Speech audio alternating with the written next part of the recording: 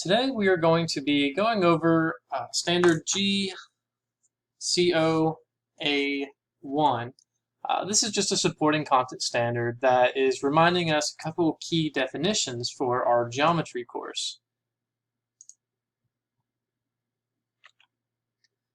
So the purpose here is to simply review these terminologies, take a look at some pictures to help us visualize what these definitions are talking about. First, let's watch this quick video.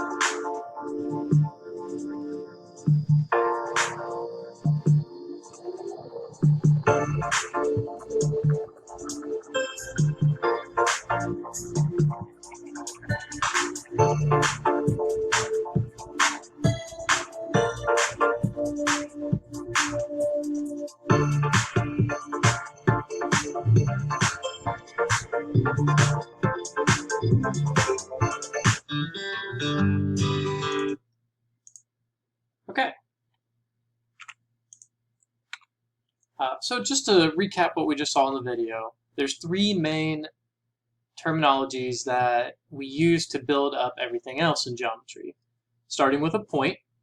A point in geometry is a single location. It has no size, so no width, no length, no depth. It's just represented by some specific point in some specific place. Here we see those labeled as A, B, P, C. They could be labeled as anything. And we saw in the video several different examples of these. A line is made up of an infinite number of points and extends infinitely far in opposite directions. A line has no thickness and no finite length.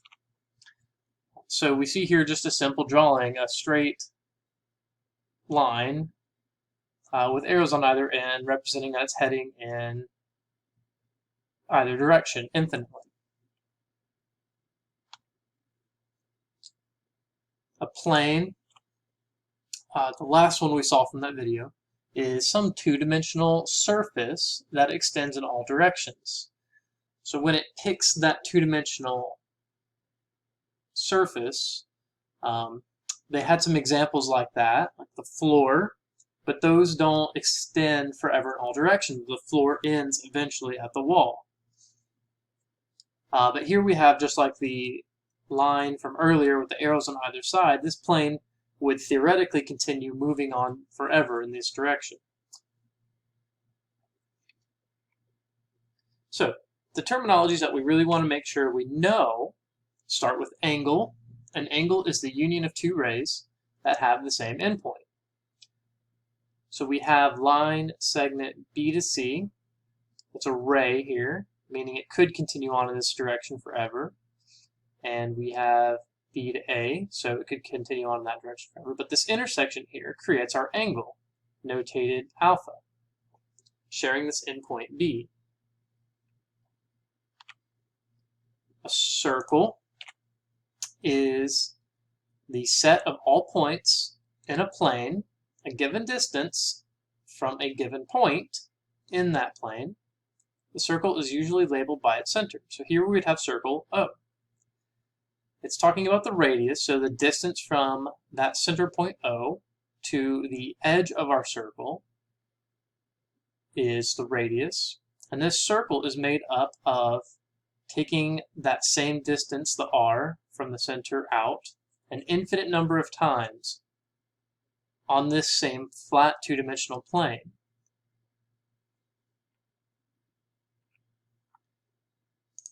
So we need to know perpendicular lines. They are formed when lines intersect each other and make a right angle. Here we see that right angle illustrated by this blue box at the end. Normally angles are marked as curves, arcs, unless they are 90-degree right angles. This would notate some sort of perpendicular intersection like we see here. Other types of intersections are called parallel. Well, here we have parallel lines. They never intersect. That's the key about them. Parallel lines are lines that lie in the same plane. They have to be in the same plane, and they never intersect. So what we see here is that these internal angles, A plus B equals 180 degrees. So here's angle A and angle B. When these two add up, these interior angles add up to be 180 degrees, then by definition, line 1 and line 2 are parallel. They will never intersect each other at any point, either up or down on their lines that they make. So a term we've used already, line segment, is a portion of a line between 2 points on that line. So this line could go on forever to the right and to the left, but it's cut off here at point A and point B. Those are the points of interest. The line segment is simply that space between A and B on that line.